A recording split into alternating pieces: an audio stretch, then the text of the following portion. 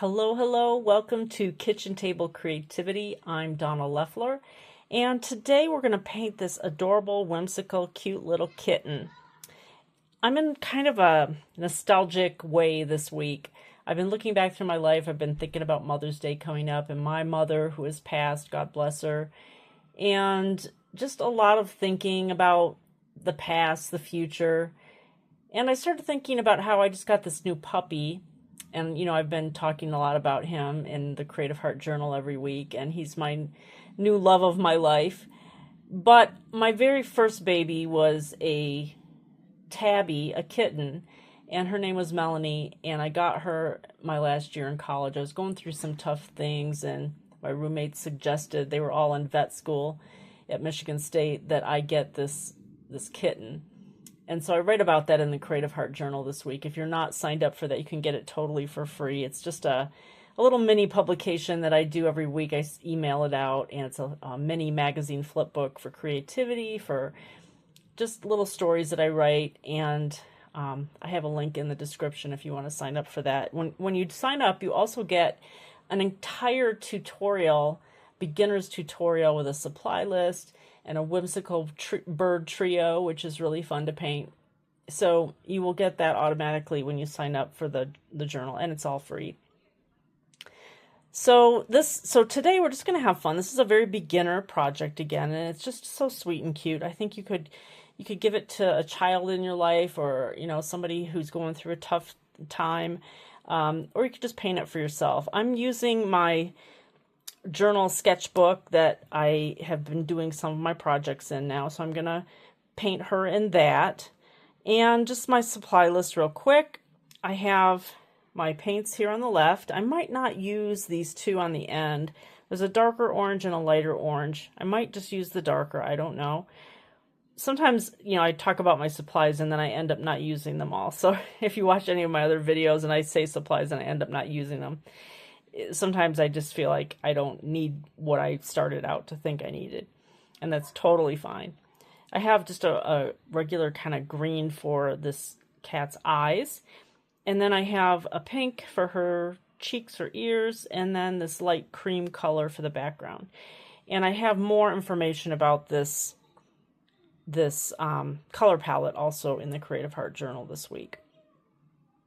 So I always like to trace my images. It just makes it a whole lot easier. So I have a piece of graphite paper already cut. It's been used several times. It still works just fine. So you center it, put this on. You can use a stylus, a pen, a pencil, and I'm just going to trace the basic outlines. And I will do that off camera because it's so simple. I'm not going to take the time to show that right now. I also have a ceramic palette, which I love to do a little bit of mixing with water and sometimes other paints. I love to use these two brushes. Almost all the projects I do, they're always small projects. So I use a number 5 and a number 2 round brush. And then I have 2 micron pens. One, the 005 is very fine tip. I use that to sign my work. And then I have this 05, which I'm going to use to outline some of the details on this. I have 3 jars of water. I have a spritz spray bottle of just plain water, which I'm going to wet my paints with, and that activates them, gets them ready to use. And I always like to have some paper towel in hand, and then I have a scrap piece of the similar type of watercolor paper, which I'm going to use to test out my colors, and I think that's always a good thing to have on hand. So I think that's pretty much it. I am going to go ahead and trace my image, and then I'll be right back.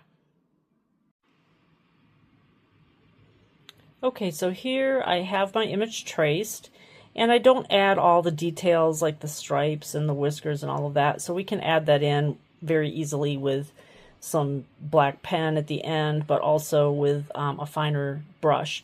So I'm going to start with my bigger brush, the number 5, and I have this cream color ready to go here.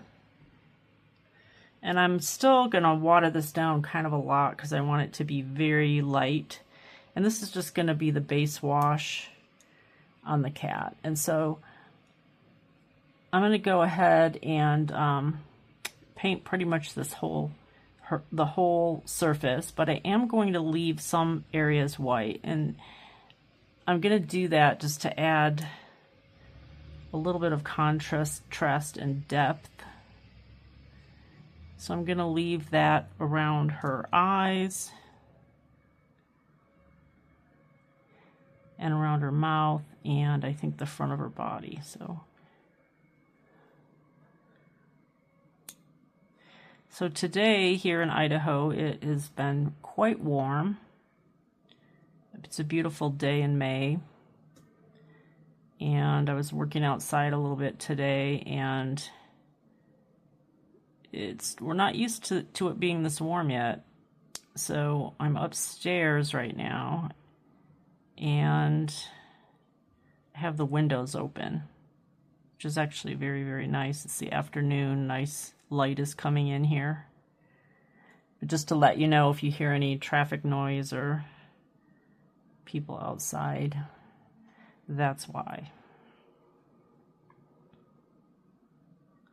And I think what's so great about watercolor painting too is that we can really do it.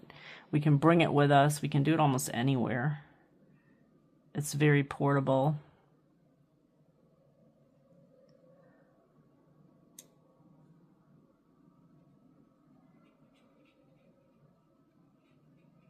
So again, it's always good to just do a very light, whatever you're going to start with when you're doing watercolor painting, because you can always add more paint, but it's not easy to subtract as easy. I shouldn't say it's not easy at all. I mean, it's possible. You can lift it, you can add water and lift the paint off, but much easier to just add less to begin with and then just kind of go gradually with it.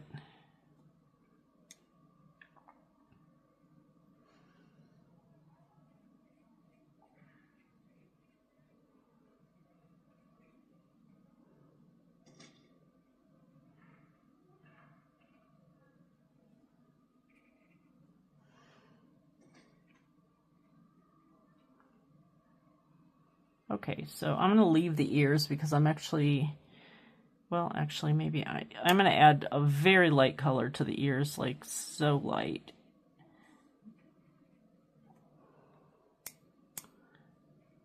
See, sometimes you just have to go with what you're feeling,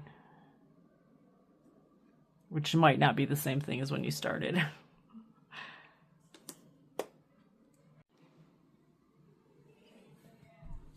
Okay, so now I'm going to take this orange, and again, I'm going to use the same big brush, bigger, it's not a big brush, it's actually a very small brush, and I'm going to water it way down again into a very, very light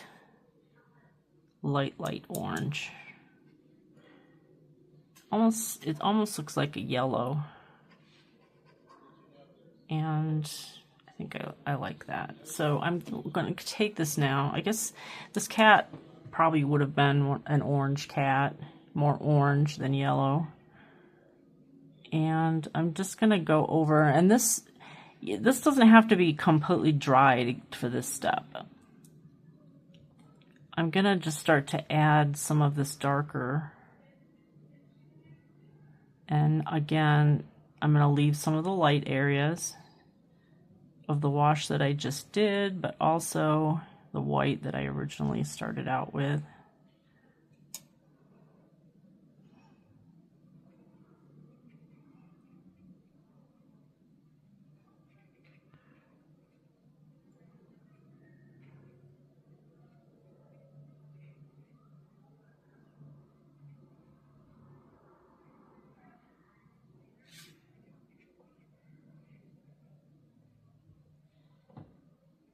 My mom and dad used to have a cat that was kind of this color. His name was Milo. And a lot of the animals that we had over the years in our families came from other people who couldn't keep them anymore. When I was growing up, we had a lot of cats. I really don't know why. I guess my mom loved animals. My mom just really had a big heart for taking care of people, taking care of animals. She had a little poodle, and that was really our first, and probably, other than the cats, really, I mean, we had other like hamsters and that kind of thing, but I never really considered those pets.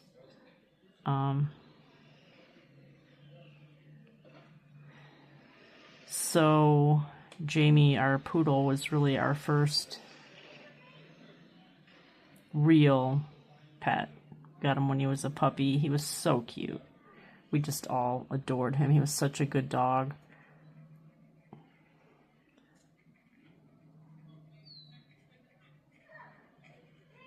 So I guess I'm kind of just in this mode lately because of my new pet, my puppy that I got. His name's Ollie, and he is a Maltipoo. I was really kind of wanted to get a poodle because of my mom having the poodle. But when we went to look at them, oops, I have some wind, a little bit of wind blowing things here coming in the window. I didn't really like the poodles so much. They seemed like they were very, very shy. The ones that they had, the little puppies, they were shy, they were afraid. And I kind of wanted, you know, just a dog that was going to be good with the kids. And Ollie he loves people. He loves the kids. He is very, very active, though.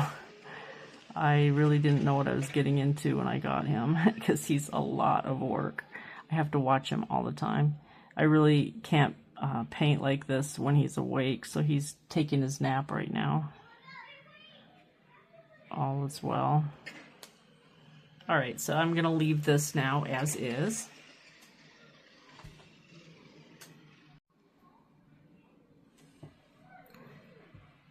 So now I'm going to take this more orangey color. This is actually called Mars Yellow, and it's funny because when I looked at it, it really doesn't look anything like yellow to me. I'm sure it has a lot of yellow in it because it's like this orangey color. But it looks like it, I don't know, almost like a terracotta, or it seems like it has some brown in it to me. So I'm going to use this for the stripes on this cat. And I'm going to use it so it's not really, really watery. And I'm switching down here to my smaller brush. This is a number 2. And this is just going to be some finer detail work.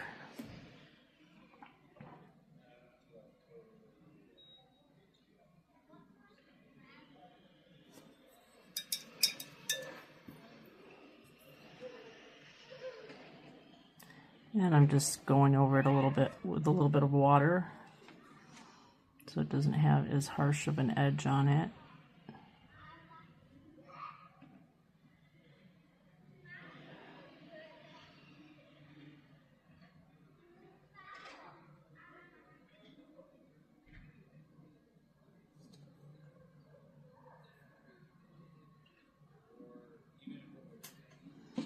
And he's got some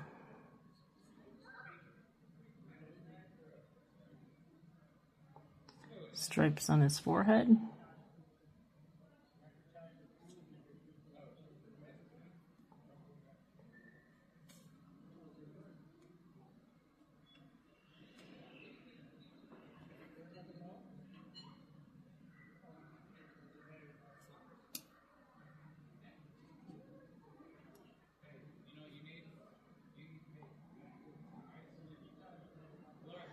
And I'm sort of just randomly putting these stripes. There's really no right or wrong way to do this again. And I just have fun with it.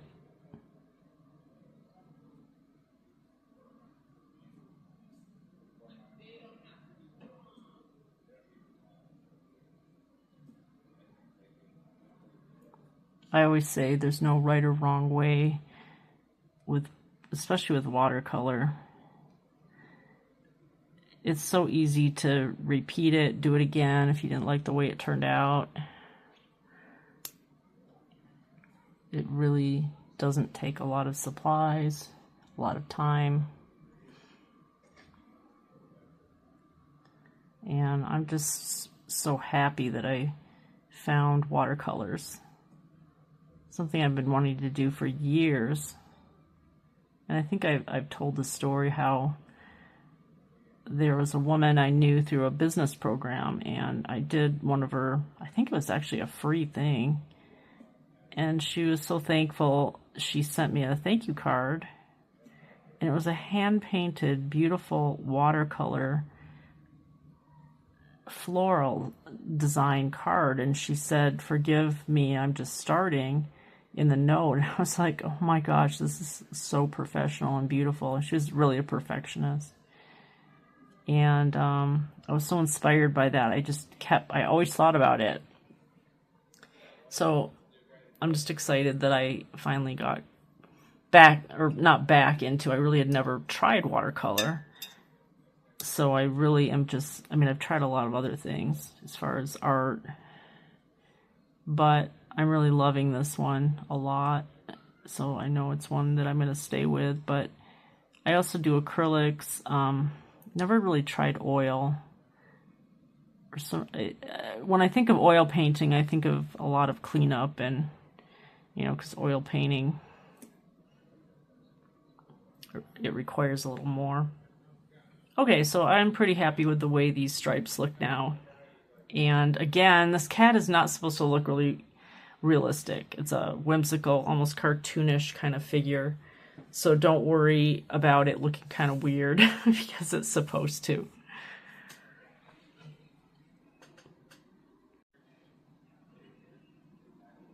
Okay, I'm going to rinse my brush really well. And now I'm going to move on, still using the small brush, to the pink. Again, I want this to be very, very watered down. I just want it to be kind of like a hint of this pink color. And I'm going to test it again. Yes, perfect.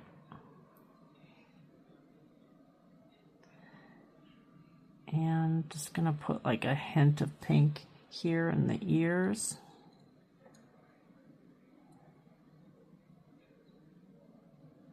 Not covering the whole entire area.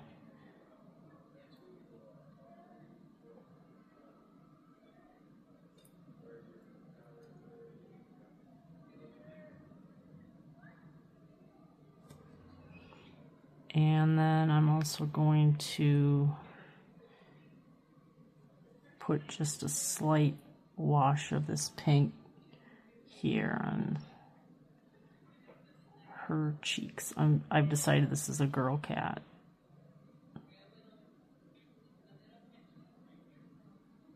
My cat is a girl cat. And I probably would like to kind of blur the edges on this with a little water, just a very tiny bit of water. A big part of watercolor painting, what I'm finding more and more, is learning to control the paint and the water together so that you don't have too much or too little, and that just goes with practice. All right, then I'm going to take some of the more darker pink for her nose, because I want that to stand out a little more.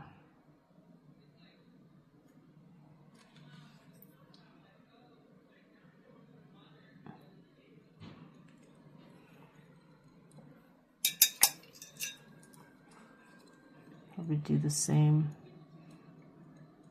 with a little water, just blurring the edges here a bit.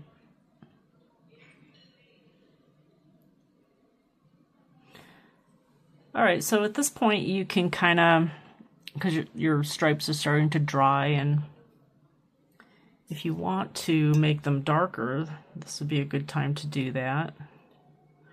Just go ahead and grab some of the darker orangish, and which, by the way, if you don't want to make your cat orange, you can, by all means, make your cat whatever colors you want, whatever colors you have. In fact, pretty much everything that I teach is that way. I say use what you have, use what you like, and that's going to make it so you're going to want to keep doing it if you have more of a say, I think. Doesn't, you know, I look at a lot of art and tutorials and such, and a lot of times they give you like a specific thing, and I feel like they really want you to do it that way. And sometimes I don't have those paints, or I don't want to spend the money getting more paints. I have a lot of paints, so I just want to use what I have on hand, which is totally fine. All right, so the next step, we're going to go to the eyes, and I'm going to use green, but then also I'm just going to use the pen for the detail work.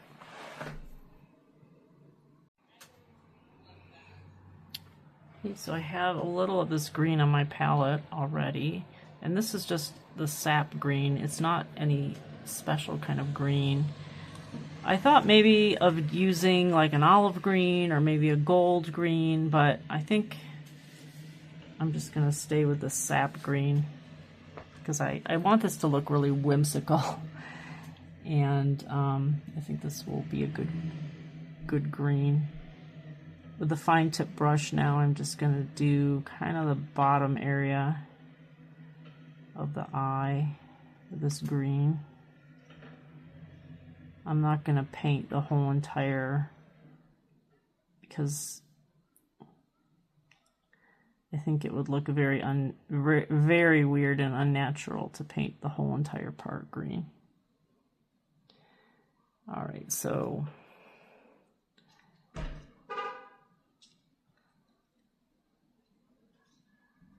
I think that will do it.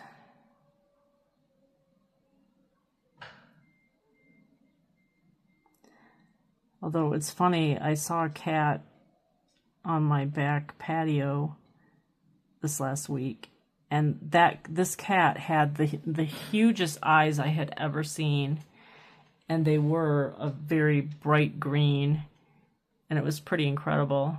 I took a picture of it, of him, and I thought it might have been a wild animal, but it turns out she had a collar on her. It was a pink collar, so I'm thinking it was a girl cat. And yeah, it was quite a sight. Okay, so at this point, now I'm just gonna wait for everything to dry really, really well, and I'm gonna use a little bit larger pen, I think, to work on the eyes, and then I will transition to a finer pen to do the outlines of the rest of the cat. Okay, so I moved everything out of the way, my ceramic palette and my paints and everything, and I'm just going to work on these eyes now. So I have a 0.8 micron pen here, and that I didn't really show that at the beginning. So if you don't have one, you can use whatever you have. I just like to kind of try different sizes for different things that I'm working on. And I think the most important thing here will be to leave a little white area. So I'm going to color the pupils in here dark. And then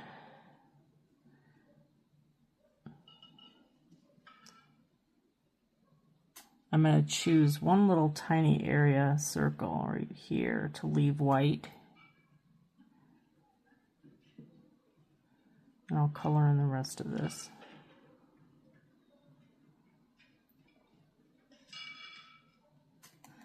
And then kind of the same thing on the other eye. I'm going to leave a little area right there to stay white.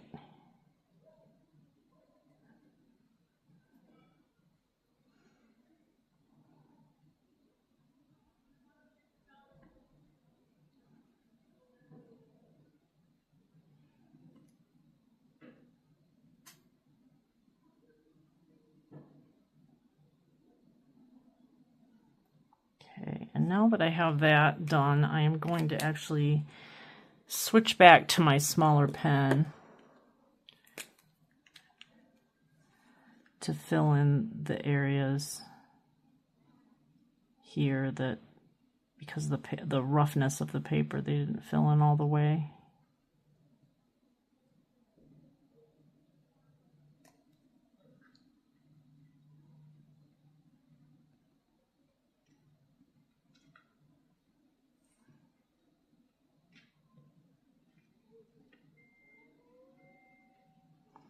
Now, I'll also put a link in the description on this YouTube video of the supplies that I use, just for reference. You don't have to use the same exact ones that I do. But if you want, you know, sometimes people really want to know what do I need to get? Or what should I get? What's the best thing to get? What's the best thing to use? What did you use? So I will put that in the description. I don't really put links. I usually just put the name and you can look it up on Amazon. I don't have an affiliate account yet, but I am working on getting one. So as soon as I have one, I will start to post links.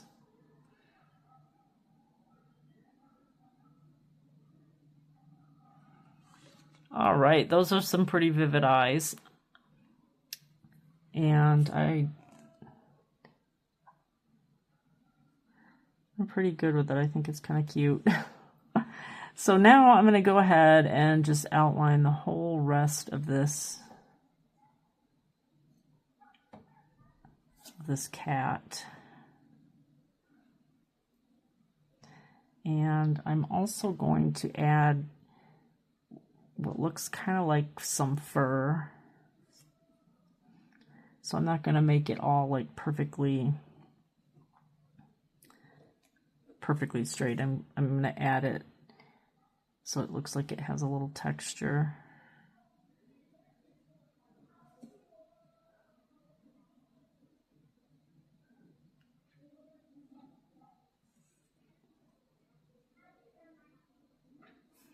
This cat actually has a lot of detail work for the pen. And if you don't have a pen, you could always try to do this with black paint, especially the eyes. But I just find it easier to use the pen. It takes a very steady hand to paint very small detail like that.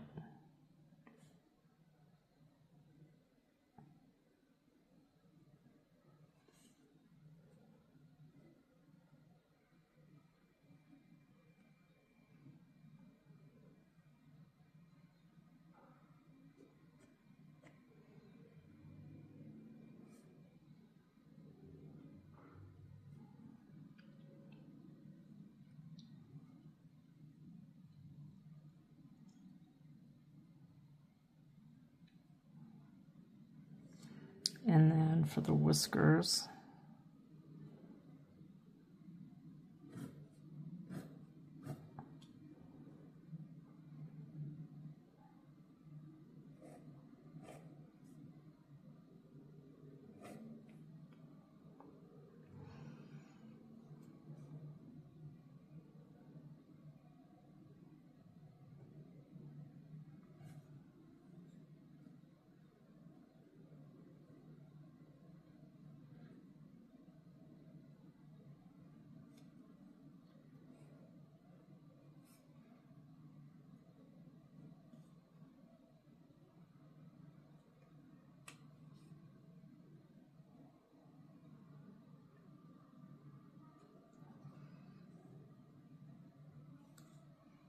then I'm going to add just a little bit of detail here on the ears, kind of define them. Okay, so at this point, kind of step back and take a look and see if there's anything that you would want to add a little bit more. I think I'm pretty good with this. I think what I would like to do is add a little bit of shadow here into the middle because of her body, because I think that would be a little bit darker if her legs were together like that. So I'm going to grab my palette and just add a little bit more to the center here, a little bit darker.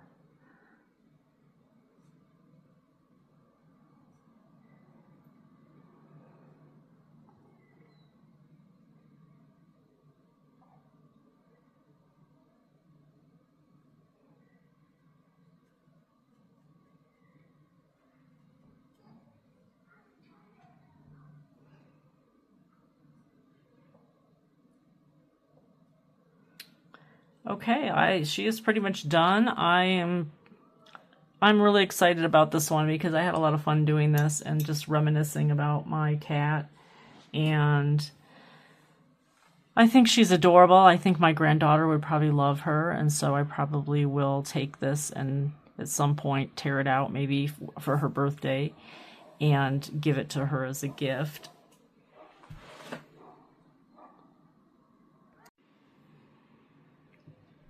Okay, so the last thing, I always like to sign my work, and I always recommend that people sign their work so that you can keep track of your progress, so that you can see how far you've come along.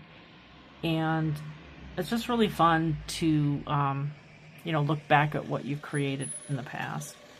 So I like to just put very lightly my initials here in the right corner. And then I always put the year.